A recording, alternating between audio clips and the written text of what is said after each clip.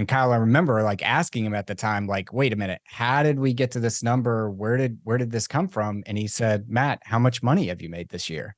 And when I told him, he said, well, isn't that enough?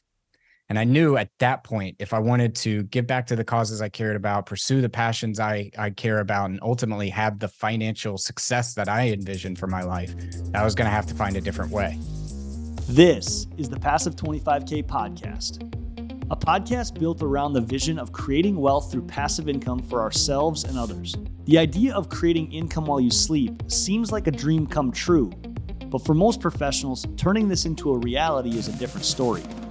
On this show, you will hear real people breaking passive income streams down to the basics, giving you the next steps to start your own passive income journey. If you're new to the show, my name is Kyle Reedstrom from Fargo, North Dakota, where I get to work with my team of agents and investors each day to complete our goal of $25,000 a month in passive income. Now, let's get right into our next conversation. This is the Passive 25K podcast with Kyle Reedstrom. We are the home of Passive Income University. We help working professionals with one source of income start and complete their passive income journey. Find us at p25kg.com. And if you're looking for next steps today, click that button. Let's talk. We'd love to have game plan conversations with you. But today, Squeaky clean carwash cashflow. I knew I was going to butcher that. Squeaky clean carwash cashflow. I loved the title of this conversation. It's one we've never had on the episode before. And we are bringing in my guest, Matt Fore. Matt is a triathlete, a fellow front row dad. Whoop, whoop. Got to note that. Partner in Next Level Income, which is a large private equity firm, and has a sneaky cool website called Ice Cream with Investors. Got to check that one out, icecreamwithinvestors.com. But also gets to talk to us about cash flow from car washes. This is part of his what his firm invests in. Matt, I am super jacked to have you on the show, man. Yeah, thanks for having me. So, Matt, I hit some high points, but I think you have a cool story leading into your financial freedom journey. Tell us kind of a little intro in your own words, how you got to this point, what you're up to. Sure. So Matt Fore, based out of Nashville, Tennessee. Just to take you back in my professional career, I spent 15 years as a sales leader at some of the largest technology companies in the world. And that's what led me to real estate. In 2016, I was supposed to receive a life-changing commission check. We won a $10 million net new logo, competitive swap, all of those sorts of things that get you jazzed as a sales rep. And I was looking for different ways to invest this money. I grew up in a really small town in Appalachia, so I was not really big into houses, cars, boats, watches, all those sorts of things. So I went around asking people, like, how do they invest their money? And at that time, I heard everything from crypto to bonds to annuities. And fortunately, I had a mentor at the time who owned some real estate. He was like, you need to look in the real estate game. You get cash flow, you get some tax benefits, you get some appreciation. And I was like, sold. And so that is kind of how my real estate journey began. But the crux to this story and the gotcha to this story is the week of Christmas of 2016, I got a call from my VP at the time that said I was not going to get that commission check. He actually said I was only going to get 2 cents on the dollar. And Kyle, I remember like asking him at the time, like, wait a minute, how did we get to this number? Where did this come from? And he said, Matt, how much money have you made this year? And when I told him, he said, well, isn't that enough? And I knew at that point, if I wanted to give back to the causes I cared about, pursue the passions I care about, and ultimately have the financial success that I envisioned for my life, I was going to have to find a different way. So fortunately for me, I was already down this rabbit hole of real estate and quickly scaled my portfolio from there. Dude, I'm so glad you brought us into that story. I hope that I think the wind went out of my breath went out of my body. Like I was like, no, dude, like that had to be. Walk us through that, because if any listeners are tuning in that have ever had that, like that expectation from their W-2 job or their, a team that they poured into, and then the expectation is missed on your example, on a grand scale, like, were you just pissed for like 2 weeks and then you're like, okay, I got to pick myself back up? Or like, how did you process this? And obviously it launched you into an amazing new season. So it's like gratitude, but yeah. Yeah. I mean, at the moment, yes, I was very upset. And it happened the week of Christmas. So a time when we're supposed to be happy, spending time with the loved ones, all those sorts of things. And look, I mean, looking back on it, I'm very happy with the career decisions I've made because I got to learn a ton of new skills, got to meet some incredible folks. I got to learn about technology, which is something that's not going away in our lifetime. But it also did put into my mind that if you're ever working for someone else, they have the ability to kind of control how much you make, when you work, where you work, what you work on. And one of the reasons why I got into sales early in my career is because a boss once told me, is like, hey, you could get a raise anytime you want, just go sell more. And so to have that ripped away was a very frustrating experience. But probably, Kyle, it's the best thing that ever happened to me because I knew I grew up dyslexic. And the only book I remember reading as a kid was a stock market book in seventh grade. And it's funny how those little intuitions you have as a child ultimately play it into fruition as an adult. So I knew I always had this inkling to go down the investment journey. And this is the nudge I needed to kind of figure out what that true passion was. Cool, man. And I think that this is definitely hitting on the head for some of the listeners, their story, how you got into what you're doing. I know for me, it's very similar how I got into real estate investing in just a frustration where I'm at and finding your way in self-discovering your next path. Your company plays in the private equity world. You guys have a multitude of different things that you do. Today, we're going to talk about car washes, but give us a quick insight. Like when you guys are investing, it's not just multifamily real estate; it's other things as well, right? Yeah. So, I mean, just to take you back in 2016, I started scaling my single family portfolio. Did a couple flips, a couple burrs, all those sorts of things. And in 2019, I started realizing I had two issues that went on. I had an HVAC go out, which cost me $5,000, which I mean, I set aside money in reserves for that. So I was prepared for that. And then I had minor flood damage on another property, which I set aside money in reserves. I was ready for that, but it wiped out the cash flow for the entire year on those properties. So I thought through, there's got to be a better way. And ultimately, I found syndications. Bigger investments get bigger terms, bigger, better operators, more tax benefits, usually a bigger appreciation benefit because you're not valuing the property on the property next door. You're valuing it based off of the business and the NOI that it produces. So ultimately, like that's how I got involved into syndications. It started in the multifamily space. Everybody, quote unquote, needs a roof over their head. And quickly, we started finding different asymmetrical bets we could make in the real estate space that would not only produce cash flow and great tax benefits, but also had bigger appreciation on the back end. Okay. So yeah, you guys are open up your eyes.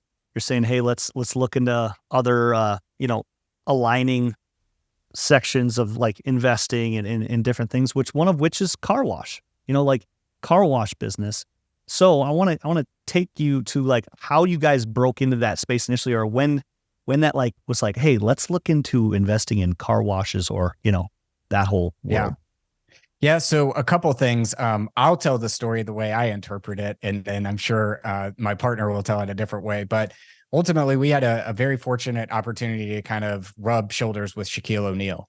And when we were talking to him about his portfolio, there's a lot of different things, as you would imagine, for a guy as brand aware as he is, with the income level that he has, and those sorts of things. He can stick his hands in a lot of different things. But he mentioned car washes, and then you start looking at like other celebrities, and they own car washes as well. And so it was during that conversation, it was a kind of a group roundtable. We're like, hey, why do you love these things? And he's like, well, they cash flow tremendously. And so we're like, okay, maybe there's something here. And in 2020 and 2021, we started doing some research. And what we noticed is that one, car ownership is at an all-time high in America. And most of those cars were acquired in the past 3 years. Well, anytime I acquire something of value, like a new house, a new bike, a new car, I typically treat it well for the first 5 to 7 years, and make sure it's clean.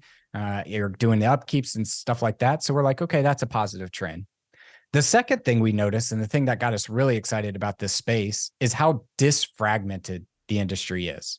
So when I say, hey, what kind of soda do you drink? You're usually going to say Coke or Pepsi.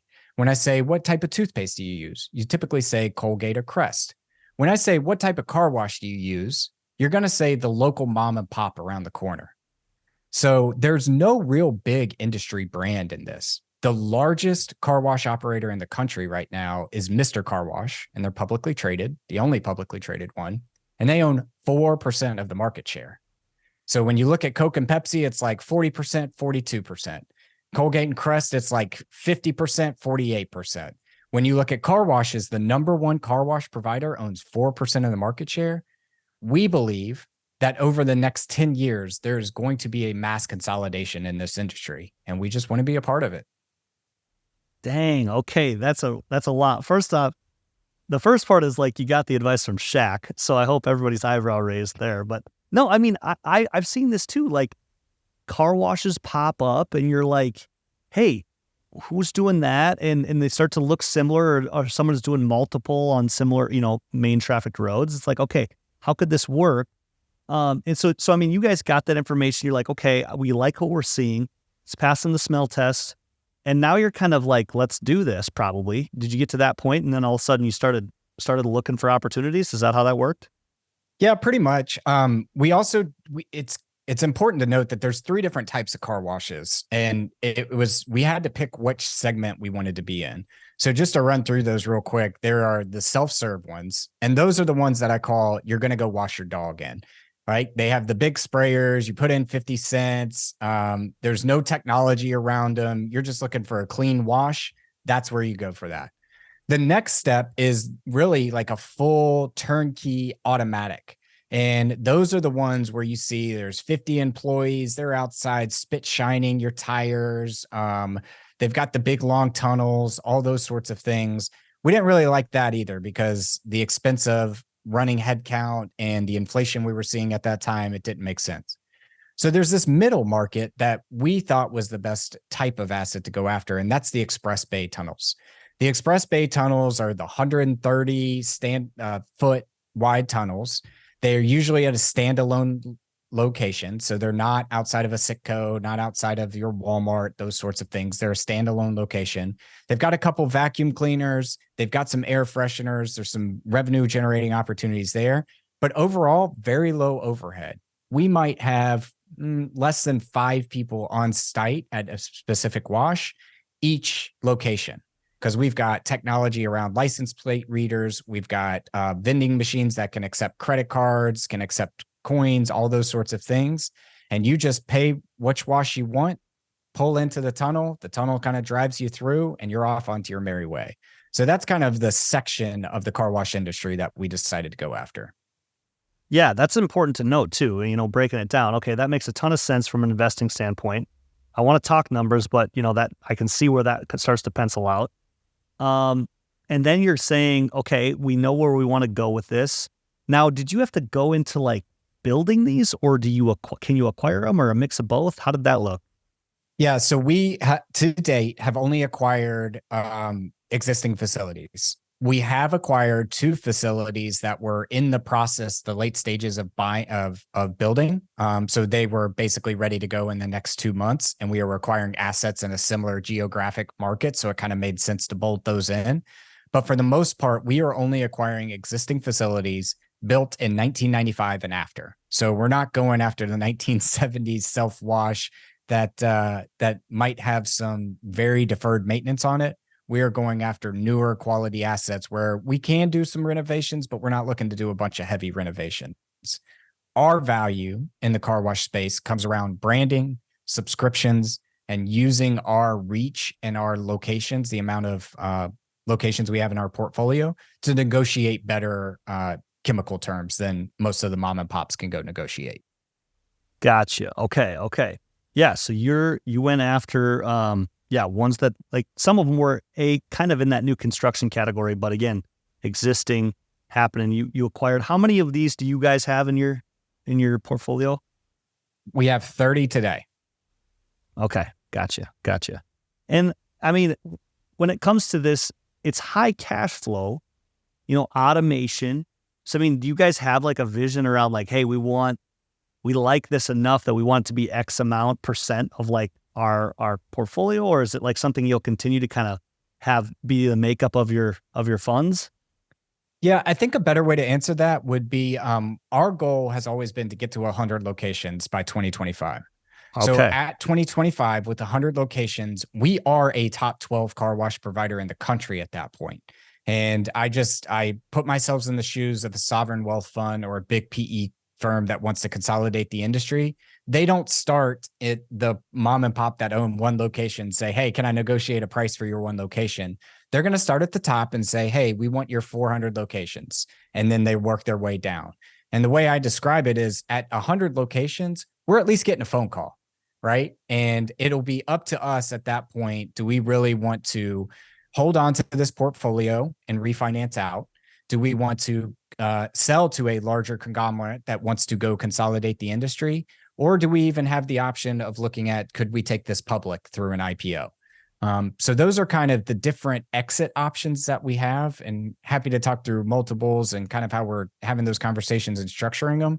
But that's kind of how we're viewing our portfolio. Cool, man. Okay, that gives a kind of a holistic picture. That makes a lot of sense. And I want to kind of use this a little bit of time here, maybe after the break a little bit too. But let's get into the nitty gritty numbers. I think a lot of people value that when we do that on the podcast. So, I mean, you're buying these things. The big thing that you mentioned was automation. I mean, when it comes to like fixed costs and variable costs, like talk to me about how the expenses work. And then obviously the coolest thing I see with these car washes is a subscription model, right? Like you've got people that are just doing that. And you mentioned that's a huge value piece for you. So let's talk quick numbers on how these things shake out. Yeah. So usually the car washes are going to be valued on a business standpoint versus like a typical NOI with real estate. So they're going to be valued on an EBITDA basis, and earnings before interest, taxes, and amortization. When we look at these, we're looking to acquire in that 7 to 8x x EBITDA range. So a 7 to 8x multiple of what the EBITDA is. What we're seeing is that a portfolio of, let's call it 20 to 40 washes is starting to sell for 12.5 to 15x EBITDA. So already right there, by combining these locations into a single brand, into a single portfolio, into a single operating system with SOPs attached and all those kind of things, we can demand a higher multiple. On the higher end of that spectrum, we are seeing portfolios of 50 plus locations up to 100 locations get valued at an 18 to 22x EBITDA. So our goal right there, if we just acquire these and keep them running at the same EBITDA levels that they were when we acquired them, do nothing to lower expenses, nothing to raise revenues, anything like that, we believe with the portfolio, we can exit at a much higher EBITDA range. So that's kind of step one of the numbers, is how do we look at acquiring these, and then what's our exit valuation that we're targeting? Yeah, and I mean, maybe I'm taking this to base level, but people would just pay a higher multiple because they get more in one swing. Is that why it's like a convenience factor? Why that multiple's jumping for more locations in one space? Yes, and there's a reason why you pay more for Lay's potato chips than the store brand potato chips, is because of the branding around it. So our goal and our vision, and by the way, let me just clarify, we aren't doing anything special with a portfolio model like this, a roll-up strategy. You see this in consumer discretionary goods. Like when you go to the store and walk down the makeup aisle, all of that is owned by like two companies. It's the appearance of choice. It is not choice, right? And there's a reason why they're able to charge a higher multiple, because it's more quality, better known, all those sort of things. So our goal really with the car wash space is that when we have these 100 locations and they're segmented out roughly in the Southeast, that if you're going from Raleigh, North Carolina to Charleston, South Carolina, over to Chattanooga, Tennessee, you will be able to use your subscription to follow you around. Now, I understand that that is a very niche customer that I just mentioned that would get their car washed in 3 different states, but those people do exist. And they recognize when they pull up to our brand of car washes that this is the Chick-fil-A model. I'm going to get a repeatable, good quality service with customer-friendly employees at this location. I would rather go here than somewhere else. Makes sense. Okay. Yeah. I'm following you now. And it's so like, if we take this to a micro level, when we're looking at one of these things, I'm thinking you got to pay for your chemicals. you actually do have some staff, it sounds like, but I've seen some of these that are like fully automated, right? Like walk me through like what are the parts that make these things roll other than what I can think of? Make these things. Yeah, like just like you're spending money. Well, usually, like you own the land, you own the own everything there. So you're, Correct. depending on if you have that financed, and then you're paying for the chemicals, you're paying for electricity. I mean, there's just not a huge P&L to this thing, is there? That's correct. And even so much so that some of the states where we operate and counties where we operate will offer us tax credits and rebates on water reclamation as well. So where Kyle used to run a car wash and just let the chemicals kind of go into the water table and things like that, if we're able to show, hey, we're reclaiming 90% of this water and reusing it, then we do have some negotiation powers with some of the state, local, county, municipalities, et cetera. Yeah, and I that was a question I had on my sheet was I had caught, and I think I'd read an article or talked to somebody that was saying there's kind of like they want these cars cleaned. There's a tax incentive out there for making more car washes available. Is there anything like that? Am I off on that? Not that I've seen. I'm not Okay. saying it doesn't exist. It might be in different parts of the country, but not that I've particularly seen. Okay, I was wondering if there was something that was kind of stoking the fire there. But okay, yeah. I mean, when you look at income on these, there's two ways you're collecting income. You're collecting like me. I'm coming over and I'm just saying, hey, this one's close, or I'm in this part of town. Here's my credit card for one wash. And then you've got a lot of these people that are signing up for these subscriptions, which makes, I mean, it's an amazing deal. Most of the ones that I'm seeing. So like, how many? I mean, I'm sure for your business, you'd like most people to be on the subscription model, right? That makes sense. That's correct. But like, how much, like, what percentage of people are doing that versus the other, and how do you guys navigate that? So a couple things. It's probably right around 70-30 on 70% washes, 30% subscriptions. The reason why we love the subscription model, though, is for a couple reasons. One is you're seeing it in technology today. If I can sell you a subscription, Netflix, internet, even software today is sold as a subscription model, then I can demand a higher multiple because that revenue stream is more predictable. So that's where the idea of the subscription came from is how do I make a lumpy business where Kyle might wash his car 3 times a year and turn him into an annuity payment? That's the value there. The second thing is where we have these locations, North Carolina, South Carolina, Alabama, Tennessee, it still gets cold there. I mean, it doesn't get North Dakota cold, but it still gets cold enough where the first thing you're thinking about is not washing your car, right? So if we can charge a subscription model, then in December, January, February, et cetera, we're still having income coming in the door when our washes drop tremendously. The last thing is we actually charge a weekly subscription, not a monthly subscription. So what that allows us to do is capture 52 payments a year versus a traditional 50 if you did it on a monthly basis. So for all those reasons, we absolutely love a subscription model. I get a lot of questions around the break even of the subscription model. So our break even is roughly 3.5. So the person with the subscription would have to wash their car 3.5 times for us to, or 4 times for us to lose money on that subscription for that month. And I do know that we have a lot of folks that come in and wash their car just about twice a week, 3 times a week, sort of thing. But I know we have a lot more who wash it once or twice a month, and that's good enough for them. And the value of not having to have cash or the ability to pull up and it just reads your license plate and you go on through is something that attracts them more than the inconvenience of stop, wait, pay, all those sorts of things. Yeah, man, that makes a ton of sense. And I mean, when we get down to it, if you're looking at one of these things, and maybe you can talk, I keep thinking of like one individual, but obviously it's a representation of the whole. What's kind of the ROI on this when it comes to like, you have to buy these things, they're getting bought at a multiple. And then like, as far as cash flow goes, what are you guys expecting?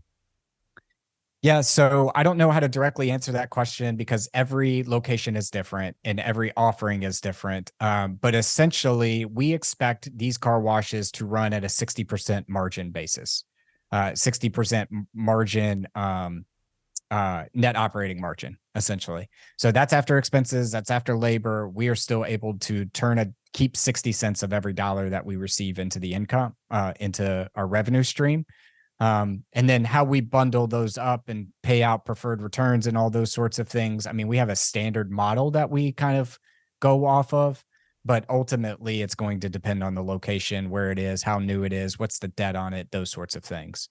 The cool part about how we are able to grab debt on those is that we can go with a traditional mortgage, and like a commercial mortgage on these, or we can look at business loans, or we can look at SBA loans. So we do have a little bit of flexibility, since car wash, the tunnel itself is real estate. It does have a depreciation value. In fact, it's considered operating equipment, so it depreciates on a 15-year scale versus a 27 and a half or 39. But it is also a business as well, so we can look at it from a business standpoint. So lots of different flexibilities there. That's awesome. That's really cool to hear. Matt, we're going to take a little break. I want to come back. We've hit on all of the good parts of this. I want to talk about some risks. I want to talk about, like, what do you have to look out for on these things?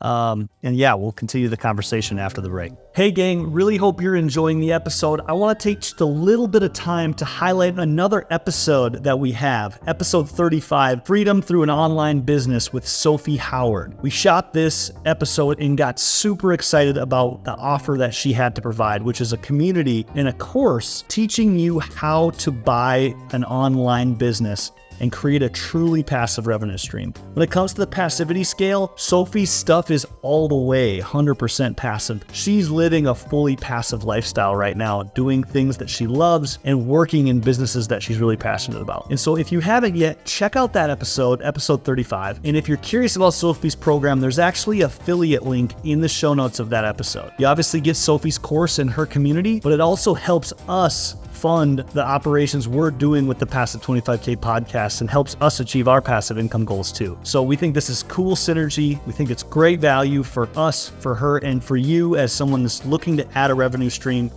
Definitely check it out. And now back to the show. We are back on the Passive 25K podcast. We are talking all things car washes with Matt Fore. Matt's been diving into the numbers. We've been getting into how these things work. And the different types, and even the industry as a whole, how that's kind of a value add that you guys are leaning into. I want to talk about the side of this. When you guys are thinking about getting into this space, and even when you're still looking to acquire the other portion of towards your goal of acquiring 100 of these, what are the things you have to look out for on these? I mean, the first one that pops up, Matt, is you can't have a car wash that's hidden underneath some bridge somewhere that nobody drives by, right? Like, location's got to play a big part of this, but like, talk to us about the risks involved if someone's like, hey, I want to get into buying a car wash or a portfolio that owns car washes. Yeah, so a couple things. One, I think there's a recessionary risk that most of our investors think through when they think about this. So, hey, if times are really tight, am I really going to go be washing my car every month and paying all that and paying a subscription? I think that's a fair concern. What I would battle that with, though, or come back with, and what we've seen in our portfolio is we call ourselves a Netflix subscription, meaning it's not big enough to make a difference in your monthly expenditures going out. And it's kind of one of those things where it just fits in and you'd never even realize that it's something that you could or should go cut. Versus if you think about it, like a nice steak dinner where you're taking you and your spouse out and it's costing you $100, $200 for that meal. I mean, that's 4 to 8 times the cost of this subscription. So that would be an easier target to go cut in that type of environment. The second concern I think that we're seeing from our due diligence standpoint that we're making sure we cover right now is what other locations are going in that market. So we were under deep due diligence with a portfolio in one of the states, and we went to go pull the permits on how many of these things were being built. And there were going to be 4 car washes being built in a 3-mile radius. So we decided, hey, instead of trying to race to the bottom here and out-compete everything, we'll just kind of walk away from this portfolio and go focus our attention elsewhere. And then the last is, look, I think there's always an EPA concern, environmental concern. If you don't have the right processes in place to do some of the recapture at these sites, then that can get you a wag of the finger from some of the regulatory authorities. So I would be making sure that if you're trying to acquire something like this, that you've thought through how you're going to do some of the water reclamations. What are the specific local laws and ordinances that you need to go abide by? Just to touch on that last piece, which is, again, that wasn't on my radar. You mentioned it a couple times. The water reclamation piece, I can tell, is a part of this. How does that actually function? I mean, is that all automated with the buying the right system, or do you guys have specific practices you do with your or the operators do to reclaim this water? Yeah, there are systems that you can go buy and implement. Tactically, how it's done, I'm not the right person to kind of speak to that. There's only so much I can know and learn about this space. But the fortunate thing is the guy that kind of operates the day-to-day management this of our portfolio, he's a former engineer at a chemical plant. So he really understands like dilution ratios and all those sorts of things that you can have, and how you can increase those and make sure that you do that appropriately. Yeah, and then you're just getting the water to a place where it can be disposed of and not make negative effects. That makes sense, and that's a cool. Disposed of or reused. So one of the things that you're not going to see us do is enter the Southwest with car washes. I think that, call it what it is, there seems to be a water scarcity in the Southwest right now.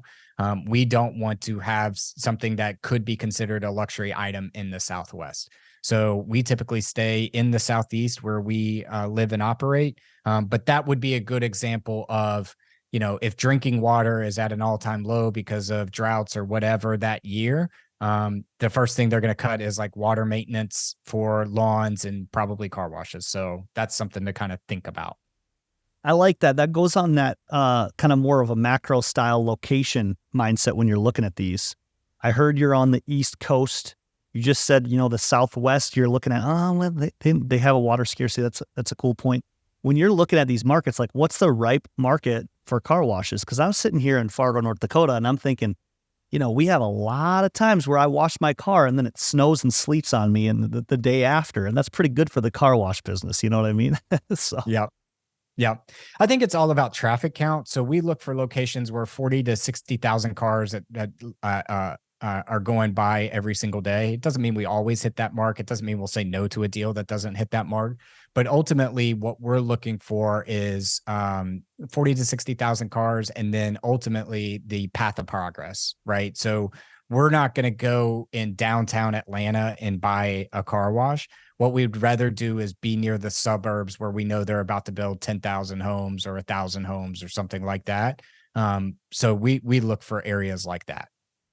There's not any like weather effects that play into this, is there? It's more about the populations. It's not really like, hey, if it's in a place that has, 150 days of sunshine and low, desert areas. I'm even thinking like, do you guys don't factor that in as much? We don't really play that game. I'm sure there might be somebody that plays that game, but that's not something that we really look at from it doesn't even make the consideration list, to be honest. It's more about population, traffic count, things like that. Cool. Yeah. And, I think when I'm thinking of the markets of this, and I kind of wanted to touch on the question, you mentioned you hadn't done any new construction.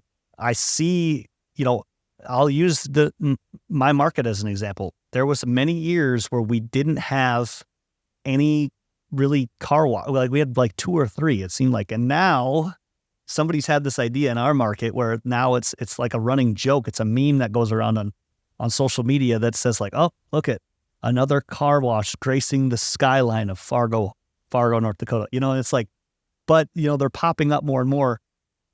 So when it comes to like buying existing versus, is there a reason you guys have stayed away from the new builds in newer markets, or is it just, you're looking at all things? Yeah, I think it comes down to an investment philosophy that my partner and I have is that we want to buy cash flowing assets that we can add some sort of value to and improve over time. I'm a big cash flow proponent. Look, you can make a ton of money in development, way more money than you can in the quote unquote value add space or something that's already got existing cash flow streams. However, there's more risk with that. And what our stats show is that by 2032-ish is when the expected car wash will hit saturation. We'll hit a point where the amount of cars we have, the locations matches that, I guess is a better way to say that. So I don't think there's a risk of overbuilding in this time, But anytime, whether it's multifamily, mobile home parks, self-storage, or car washes that you're doing a new development, you're basically calling your shot 2.5, 3 years from now. And we just have never been in the business of doing that. Not saying that you can't make money that way, not saying we wouldn't do it in the future. It's just that's not how we built our business. Cool. Cool. Yeah. Good to know. That's kind of a cool philosophy. And I hope that touches on maybe people that are even thinking in those other spaces, hey, buy existing cash flow or play the development card. That's an interesting thing and I usually see people stay in one or the other. Yeah. But And we like cash flow because, I mean, just from the very nature of it, if you think about it, in bad times, you have something that can help you weather the storm. And in good times, you have the ability to kind of play with pricing and increase it. So it's just something that gives us downside protection. And I think if you look at it, Warren Buffett's rule number one is don't lose money. Buying cash flow streams is a way that you can protect yourself from losing money, in my opinion. Warren Buffett, Just don't ask lose the money. Bitcoiners out there. Yeah. Yeah. Ooh, shots fired. Shots fired. Okay. I want to get into a question that I think is sitting on a lot of people that are listening to this. They're saying, hey, Matt and his partner, Matt's doing these things at a big scale. This is something, they're going to buy 100 of these things. I'm just thinking about what would it look like for me to, have one that can increase my financial freedom journey. Barrier to entry to this space as an individual operator, seems like it might be, you might have to play the game at a bigger level. And if so, is there any pathways that way that you see, or maybe you can better answer the question, what does it look like for an investor to be a part of a portfolio like yours that owns car washes? And so you by proxy own car washes as well with your investors. Yeah, I mean, look, I'm obviously going to be biased and say that investing in a portfolio is a lot better, right? We are going to be able to negotiate a lot better chemical contracts. We've been able to, in some of our locations, reduce our chemical costs by 2/3 just because we're like, hey, if you want to service our other 29 locations, we got to have better terms here. You're going to get institutional operating people as well. So again, I mentioned we have a former chemical engineer who's kind of day to day being our manager for all these sites and running these things. And he understands like, no, you can't substitute that chemical for this chemical. And these are the reasons why. He's even has it down to we can save 4% water if we adjust the nozzle 2 or 3 degrees this way. So like things like that, you're going to get at scale. With that being said, I mean, look, I would love to own 1 or 2 of these things by myself just to keep as a personal asset that builds wealth over time. Maybe have my son when he gets of age kind of be the day-to-day manager collecting the money and those sorts of things. But they do cash flow tremendously. But it's those concerns that I kind of brought up around regulatory permits and chemical cost and just understanding how you abide by the rules that the city and county want you to abide by, that you're only going to get with scale or you're only going to get through a mentorship. So I guess kind of summarizing that, I don't know if I would get in this space unless you had somebody at least overlooking your shoulder and helping you from a mentorship standpoint, because it's not like a house where, oh, there's infinite demand for this house that people want to live in. And all I got to do is make sure that I rent it out, abiding by the laws of don't discriminate on who gets to rent it. Mm-hmm. Yeah. That makes a ton of sense, man. And you really hit on some big scale, pro tips, like the things that you guys can do that an individual can't. That's really important. When it comes to like your fund and stuff, Matt, I want to make sure we touch on that. You guys, for funds like this that include the car washes, or I know you have multiple. Is there to be an investor in there? What are the requirements? What's that look like? What are some of your offerings? Yeah. So to date, we only accept accredited investors. So accredited investors, if that's a new term, either you have the past 2 years of $200,000 of income or a net worth of $1 million minus your personal asset. And there's some SEC regulations around why we do it that way versus others. But ultimately we want to play by the rules of the SEC. So that's kind of why we do it that way. Beyond that, like if you want to be interested, or if you're interested in learning more about kind of our offerings, I would suggest just go to nextlevelincome.com. nextlevelinc.com/invest. You'll see an invest button up there in the top right corner. Nextlevelincome.com. There's an invest button in the top right corner. Click that. It'll link you to my calendar. We'll add you to our deal flow, and you can start seeing some of our deals moving forward. Cool. Cool. Yeah. And I want to get into that a little bit. Just, aside from the car wash conversation, you guys are building these funds. You guys are creating opportunities to really, this is the Passive 25K podcast, to passively invest if you're an investor. Again, maybe at a certain level with, that accreditation, like you said, accredited investors. But, what's on the horizon for you guys? What do you guys, you mentioned your goal for 100 of these locations. You mentioned the multiple that might come with it. That might be attractive to some people that are like, hey, kind of like you, hey, where should I put my money? Here's a substantial chunk of change. Should I invest in this fund? There's a lot of funds out there, Matt, and talk to us about what you guys are specifically doing, why you guys think that this could be an awesome place for people to hit their passive income goals. Yeah, a couple of things. I mean, we've looked at other offerings out there in this space. Couple of differentiators that I mentioned is one, we are an equity offering. Some of the other ones out there are out there building some of these new locations, and they're strictly a debt offering. So you're going to get a consistent payment, and then when they go to sell it, the operators are going to keep the upside, and you're going to get the debt payment that you were promised. So we're an equity investment. So when we go to sell these things, when we believe we can sell them at an appreciated value, then you're going to get a portion of that. Two, they are cash flow machines. So first and foremost, I'm asymmetrical on this in my portfolio because I like the cash flow portion of them. And then last is, unlike a new build where you're building new locations or a debt offering, there's tremendous tax benefits. And I'll caveat with, I'm not a CPA. I'm just a guy on the internet in skinny jeans who likes ice cream. But ultimately, the Tundles themselves are considered operating equipment, so they can be depreciated on a 15-year time scale. And since we bonus depreciate those forward, they're really done in that first 2 to 3 years, all of it. So we're seeing tremendous tax benefits on these in year 1, 2, and 3, along with some great cash flow. So that's kind of the pitch in a nutshell, I would say. And I mean, with the car washes, those investments are bundled into, it's diversified, right? Like like a fund that I'd invest in or somebody would invest in would have some car washes and then some other things in there as well.